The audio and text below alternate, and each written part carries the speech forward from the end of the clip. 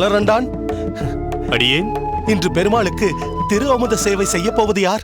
நாராயணன் சுவாமி. வந்துவிட்டானா?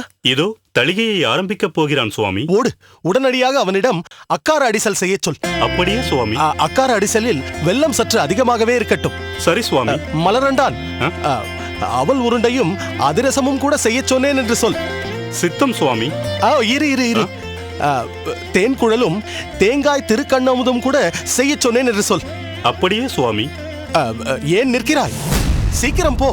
இல்லை, இன்னும் வேற ஏதாவது? இப்போது நினைவிற்கு வரவில்லை. வந்ததும் கூப்பிடுகிறேன். சீக்கிரம் போ. ஆகட்டும் சுவாமி. தேவரீர் இத்தனை மகிழ்ச்சியாயிருந்து நான் பார்த்ததில்லை. இன்று என்ன விசேஷம்? தாங்கள் கேசவனிடம் பல வகையான இனிப்பு பலகாரங்களை செய்ய சொல்லி இருக்கிறீர்கள். தங்கள் ஆனந்தத்தின் காரணத்தை அடியேன் தெரிந்து கொள்ளலாமா? நிச்சயமாக தெரிந்து கொள்ள வேண்டும். இந்த ஆனந்தம் எனக்கு மட்டுமல்ல, உனக்கும் இந்த உலகத்திற்கும் காட்டுத்தீயாய் பரவப் போகிறது. அடடா, அப்படிப்பட்ட சந்தோஷம் என்னவென்று தெரிந்து கொள்ள அடியேன் மிகவும் ஆவலுடன் இருக்கிறேன். தயை கூர்ந்து சொல்லி அருளுங்கள் சுவாமி. திராவிட தமிழ் வேதமான திவ்ய பிரபந்தத்தை மக்களிடையே பரப்பவும், ஆன்மீக பெருங்கடலில் பாகுபாடின்றி அனைவரும் மூழ்கி எழவும், இந்த உலகத்தையே உய்விக்கவும் ஒரு மகான் அவதாரம் செய்ய போகிறார்.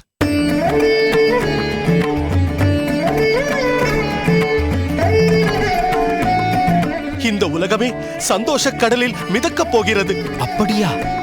ஆஹா ஆஹா, அவர் அவதரிக்கப் போகும் நன்னாள் எந்நாள் என்றும் கூறிவிட்டால் அந்நாளை எதிர்பார்த்து நாட்களை எண்ணிக்கொண்டிருக்கலாம் சுவாமி. அது குறிப்பிட்டு இந்நாள் என்று சொல்ல முடியாவிட்டாலும் இன்னும் சில மாதங்களில் அவர் அவதரிப்பார் என்று மட்டும் என்னால் நிச்சயமாக கூற முடியும். உலகம் உய்யவும் சகலமும் நற்கதி அடையவும் அந்த மகான் தன்னை அர்ப்பணித்துக் கொள்வார். என் பாட்டனார் நாதமுனிகளின் கனவு நிறைவேறப் போகிறது.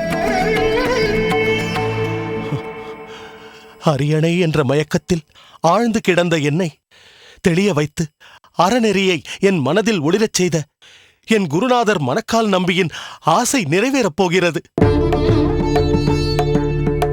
அந்த மகான் நம்மூரில் அவதரித்து நம்மிடையே வாழ்ந்து நம்மொழியில் பேசி, அடடடடா, நினைக்கும் போதே புலகாங்கிதமாக இருக்கிறது.